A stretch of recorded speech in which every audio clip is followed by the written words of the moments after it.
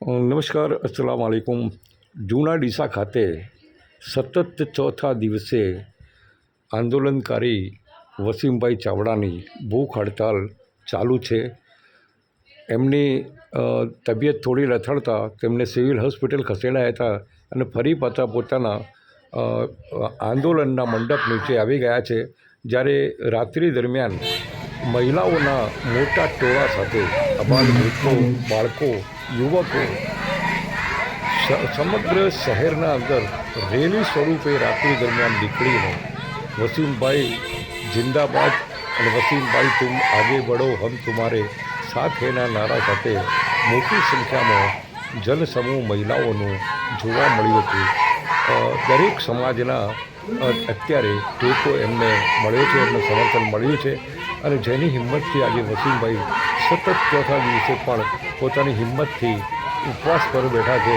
જ્યારે મોટી સંખ્યામાં મહિલાઓ, બાળકો, યુવકોનું સમર્થન અત્યારે તમે દ્રશ્યોમાં જોઈ રહ્યા છો કે મોટી સંખ્યાના અંદર ટોળું વસીમભાઈના આંદોલનકારી મંડપની પાસે તેમને જોવા, તેમને મળવા માટે, તેમને આશીર્વાદ આપવા માટે જઈ રહ્યા છે.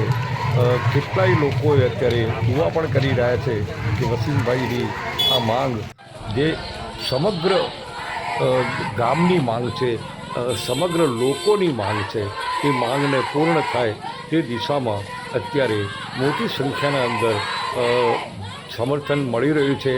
અને કહેવતને આજે સાર્થક થઈ રહી છે કે અકેલા ही चला था जानिबे मंजिल, लोग आते गए और कारवा બનતા ગયા. સાચી લડત છે સાહેબ આ આંદોલનકારીની. એટલે લોકો પણ પોતાના ઘર-બાર છોડીને તેમની સાથે સમર્થનમાં જોડાઈ ગયા છે. ખરેખર આજે 4 દિવસથી હજી વહીવટી તંત્ર એ કોઈ પણ જાતની દરકાર નથી લેતું.